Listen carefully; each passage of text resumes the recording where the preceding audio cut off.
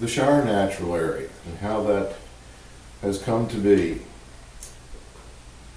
Howard Shire was one of my clients. He had pine plantations, he was cutting pulpwood, he wanted a forest right there on occasions. So I made that contact with him. When he and his wife Neva decided that they wanted to donate the property for the betterment of Rivanna County, he came into the office and wanted to know who I knew that could take the property.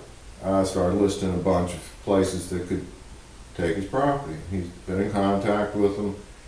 Yes, they all want it. You know, none of them are going to keep it. They're going to put a conservation easement on it, and they're going to turn the property over to do something they really want to do. Makes perfect sense. I was really grateful that they were up front with him on what they were going to do. Gave me a good feeling about the community that we were trying to work in.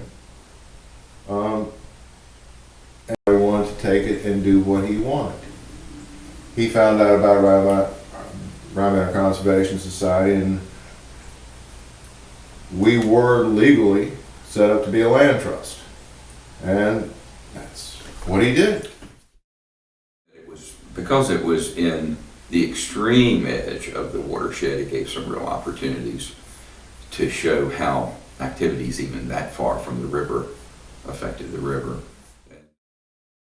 My expectations were set. Well, I got very discouraged, I have to admit, when because of the time everybody had to put in, and I really didn't want to contribute. It's hard for me to envision that was going to come out as well as it has so far. But these people stuck with it, and other people come along and stuck with it, and I'm really impressed now. I hope it's valuable to the county. It seems a lot of foresight went into, obtaining that property. A lot of foresight went into the county buying that property across the river. Great idea. Pleasant Grove, really valuable. He has some very strong opinions about how things should be done, as you mentioned earlier, whether it was cleaning the pond or managing the property long term, and he didn't hold back on his instruction or his sharing his vision. Tom? We had to adhere to it because we felt the property was that valuable to the organization. And that was a problem, was that once we committed to do this, we really had to stick with it. And about half the time I was ready to go on to Dave's side and say, let's just walk away from this. But it really was an opportunity that couldn't be passed up. It's interesting that here we are in our 25th anniversary of RCS, soon to be Rivanna Conservation Alliance, and looking at kicking off construction of a new education building, which will be kind of a picnic pavilion as a start. We early on wanted to show Howard what we had in mind, and we were actually holding workshops out there while he was still living and while he was still living on the property. And we continued to hold workshops, but found that because they tend to be of seasonal interest, it became difficult to always pull them off because of weather.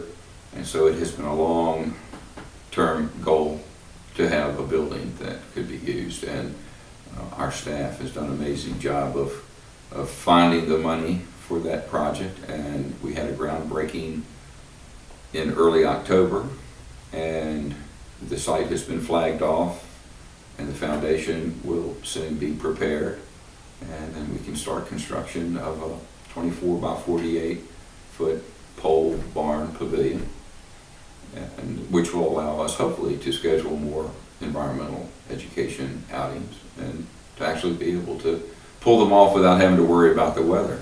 We have to date hosted workshops on small woodlot management and edible and medicinal plant walks and wilderness survival and frogs and toads programs in the evenings at the ponds.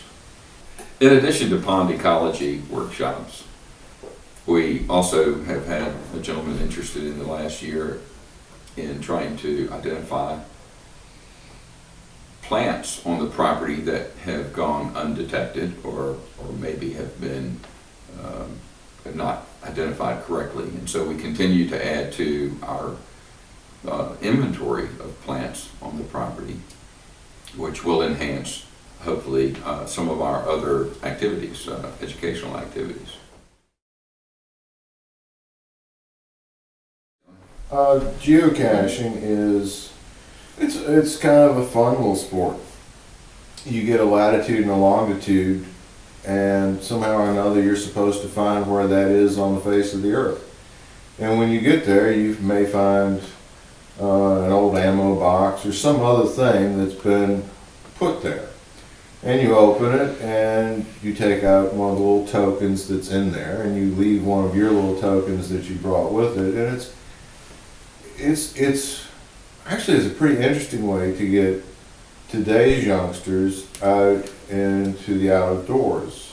It combines using your thumbs and looking at a screen to do something, which seems to be all kids want to do today, but it makes them go out into the ugly, nasty, dirty woods to find the thing to get their success. I've done this a couple of times with my grandsons, and they seem to like it. And putting a geocache doesn't cost anything. Once you register your site, then anybody in the country who wants to geocache in Central Virginia will see that there's one at the Shire Natural Area. So, And it can be challenging because these are clearly very clever, some of them very cleverly disguised. And because your GPS won't put you on that square foot, that's what makes it challenging, I guess, is the search.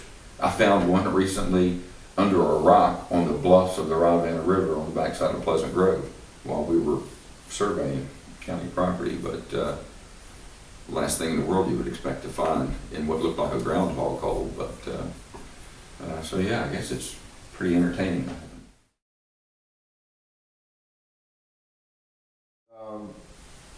and talking about